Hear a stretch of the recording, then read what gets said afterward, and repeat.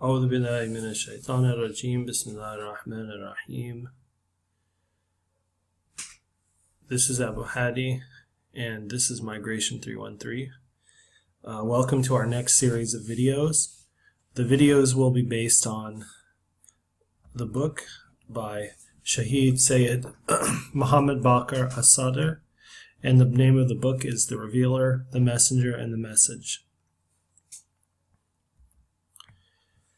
The author of the book is, like I said before, Sayyid Muhammad Bakr Sadr. He was born in Al-Qazimiya in Iraq in 1935, and after the death of his father, he moved to Najaf, Iraq in 1945, where he spent the rest of his life. He was a child prodigy and began his secondary education in Islamic history at age 10, and he completed his preliminary studies in the Hawza at age 25. Sayyid Muhammad Bakr Sadr is, of course, one of the great scholars of Islam of the last 500 years, and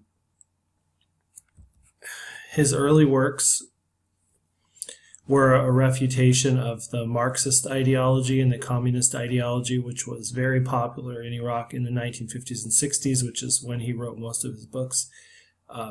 He then wrote a book on Islamic economics, and this became the basis of the Islamic banking system, which is used in many of the Muslim countries today.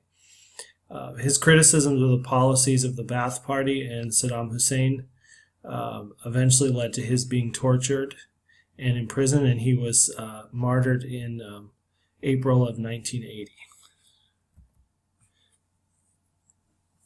The basis of this book is talking about faith and reason. Basically, faith in God and reason and scientific thought are seen in the West as two completely separate things. Either you have faith in God and you believe in God, and this is just a faith, or you're a scientist and you believe in science and reason. What Sayyid Sadr was saying is that these two are not mutually exclusive. You can have both. You can be a great believer in God, and also you can be a great scientist and use scientific reason. So he gives an example of this. Imagine you received a letter in the mail. The handwriting matches the writing of your brother. The return address is the same as your brother. The words even used in the letter are the words that your brother usually uses. Even the mistakes that are made in the letter are the mistakes that your brother usually makes. The letter is signed by your brother, and you know that this is his signature. Your brother is not present with you. In other words, you cannot see him, neither did you see him write the letter. But you know the letter is from him, and why is that? You observe that all the facts point in the same direction. Example, that this letter is from your brother. You also observe that in order for the letter to be from someone else other than your brother, this would depend on a large number of simultaneous coincidences, each of which is very unlikely. In other words, there would have to be somebody that had the exact same writing as your brother, that knew your brother's name, that knew your brother's address, that knew what his signature looks like, that could copy his signature, that would make all the same mistakes he made, so on and so on and so on, until you realize that the possibility that all of these things happening at the same time and exactly perfectly is so very unlikely that you figure the letter is from your brother and it cannot be from anybody else. And you take this as a fact. Now, this method is a logical method. It's called inductive demonstration with computation and probability. That's the scientific technical name. And we use this method in everyday life all the time, although we don't call it that. We use it to determine the truth and falsehood of many facts and many statements around us all the time. you can use this same process to determine the existence of God. And you could say, well, how could you do that? Well, like I said before, this method, we use it, for example, when we receive a letter in the mail and saying you've just won $1 million.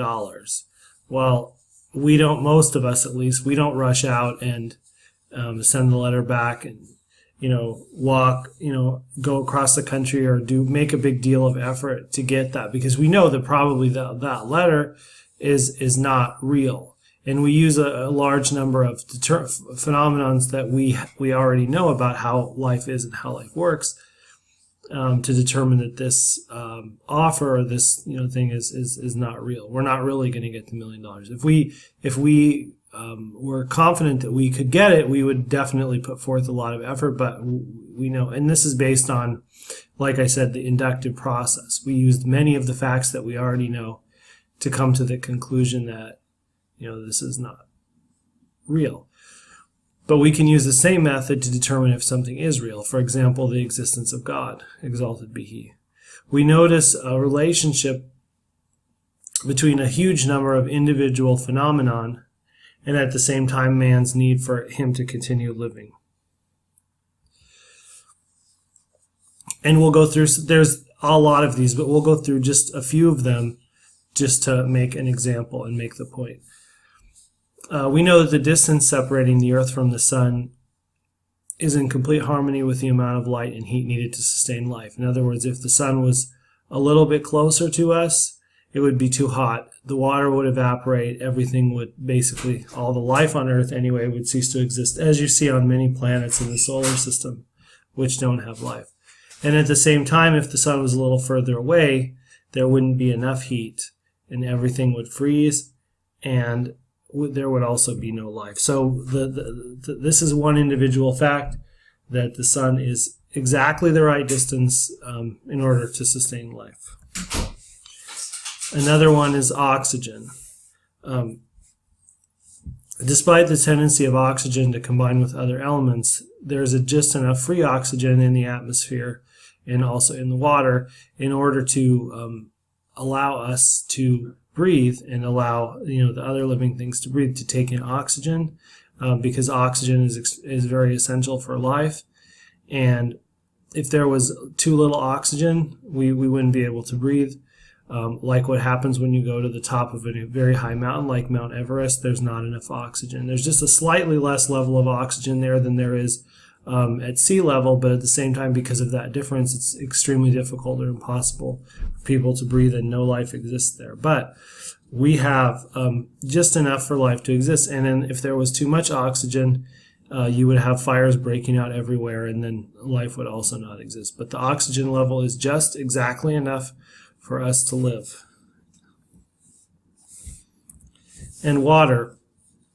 The presence of liquid water is found at just the right amounts, that there's enough water to not only for us to drink, but also for the plants and everything. There's just enough water in order to regulate and modulate the temperature so that the surface of the Earth doesn't get too hot or too cold. There's just enough water for rain to fall in just the right amounts for everything that needs water to get it. And the water is carried on top of the Earth. Although water is extremely heavy, the water is carried above the Earth in clouds, because clouds form just the right density for it to carry water, and then the water falls down in the form of rain so that we can utilize it. Plants and animals, the fact that plants respire oxygen, they breathe out oxygen and they breathe in carbon dioxide, and it's just the opposite in animals. So we always have enough carbon dioxide for the plants and enough oxygen for us, and this is constantly replenishing itself in order to make life exist. If you take any field of science about the Earth, about space, nature, human biology, and physiology, you will find that there are many millions and billions of individual phenomenons, from the biggest, such as the Earth's magnetic field, which protects us from gamma rays emitted by the sun, to the smallest, such as the lungs' ability to capture oxygen from the air in just the right amount, and for the heart and for the blood to work in just the right way where it carries the oxygen, and for the heart to work in just the right way where it pumps the oxygen to where it needs, and for the cells to work in just the right way so that they respire the carbon dioxide and it's exited from the body, so that the same system that's used to bring oxygen also takes the carbon dioxide, and then that's expelled through the lungs.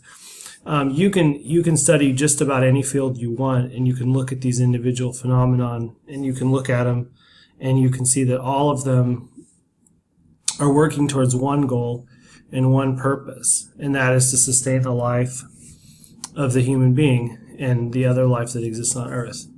So this leads to the natural conclusion that there is the natural conclusion you would come to based on this is that there is something that is more powerful than the individual human being, something that is more powerful than any of the other things in the universe, and something that is more intelligent, and something that is more precise, and something that is more powerful than any of these, that is taking all these individual phenomenon and coordinating them from the largest level to the smallest levels for us, for our benefit.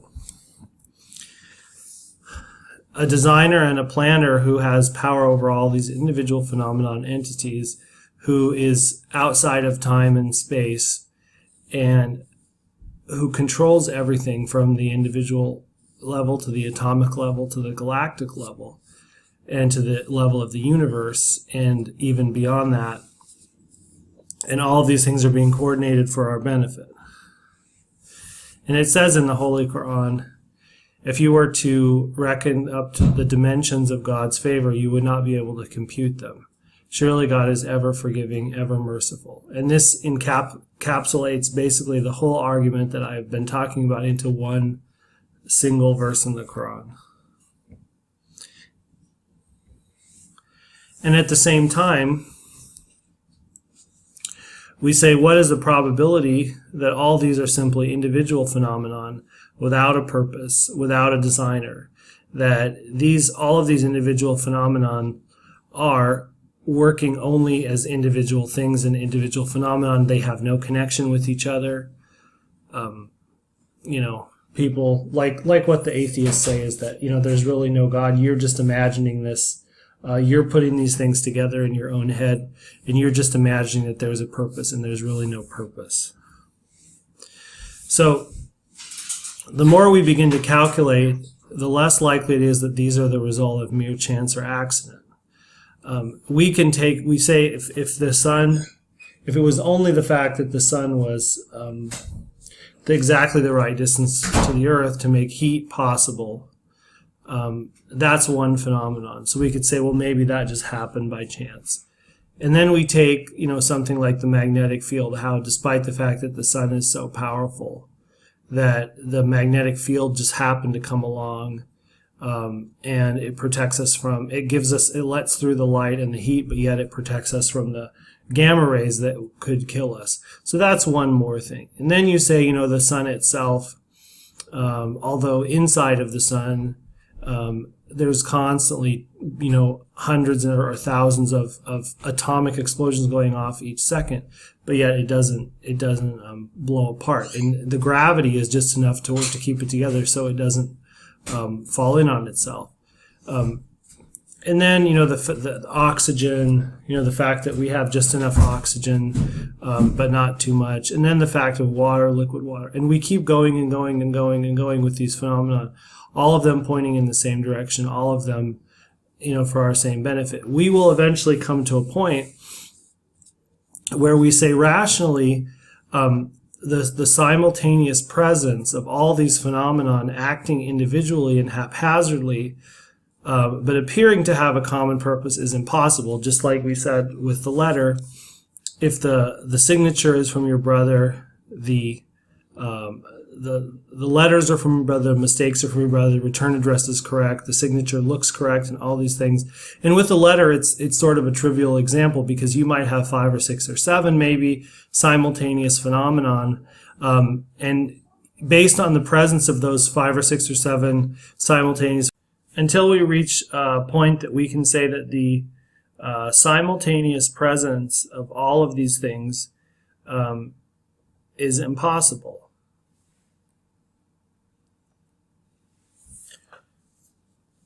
So therefore, the logical and rational conclusion that we come to based on these is that there is an overall designer and there is an overall purpose, and it's not just disconnected phenomenon, one after the other happening. And I wanted to talk a little bit at this point about, the idea of evolution. So in the old days, the atheists would say, yes, everything is a result of accident. Everything is a result of chance. There's no God. It's just something that you people who believe in God, invented in your mind because you were afraid of death or for some other reason. So now I've proved, based on the inductive method, that actually I didn't prove, I'm sorry, but Sayyid Sadr, may Allah be pleased with him, proved in his book through the method of induction that, in fact, God existing is a rational conclusion. It's not only based on faith.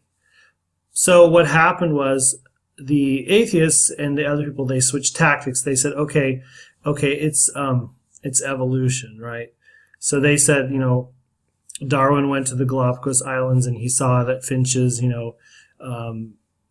that they changed the size of their beak, based on what kind of food they ate and, the conditions on the island and so forth. And then over time, this led to them developing huge beaks, and then the species differentiating and becoming other species, and so on and so forth. So they said, it's not, God doesn't need to be involved in this process. So there's two issues here which, we have to talk about. And the first one is this idea of evolution is begging the question. It's not really answering whether there's a God or not. And the reason why is because if you say that it's evolution, and it's not God, but it's evolution. In other words, there's something, there's some idea, or there's some process outside of individual species, outside of time and place, that's controlling the process where things are changing from one thing into another based on natural selection, based on survival of the fittest. Then what we would say is that, yes, that's possible that that's happening. We don't say no. We don't believe that evolution exists or is possible. No, it exists in some form, and it is possible. But at the same time, if you say that there's something outside of the individual species that's controlling them over time, that they're changing based on rules and all this stuff, well, then you're talking about God, because that's what God does. But at the same time, you're also saying that it's not the result of accident. It's a result of a planned, organized process, and there's something outside of them that has power over them that's changing them. But if you say that, no, evolution is happening as a result of accident and as a result of chance, then the article or the idea that I just went over by Sayyid Sadr is saying that all of these simultaneous phenomena, in order for evolution to happen, pointing in the same direction, and these things happening randomly with no process, isn't possible. It's not rationally, it's not logically possible. So either you're calling God by a different name, and you're saying evolution, which of course we agree with, but this is only part of it. Or you're saying that it happened by accident, and this is logically impossible. So this concludes the first part of our series. Inshallah, we'll be going over the next parts of the book. Assalamu alaikum wa rahmatullahi wa barakatuh.